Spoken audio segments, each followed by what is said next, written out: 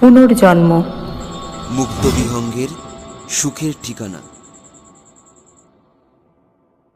শুভায়ু পালের লেখা হয়তো কোনো একদিন। আমি শুভজিৎ মণ্ডল। শুনলাম আবার রং মশাল, আমি কামড়ালো আবার সেই পুরনো পোকায়।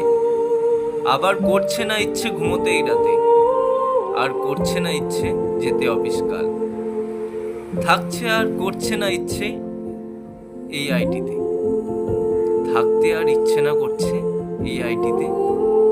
করছে ইচ্ছে ছুঁড়ে ফেলতে সব, করছে ইচ্ছে আবার গান বানতে আর ফিরে যেতে সেই পুরনো দিনে।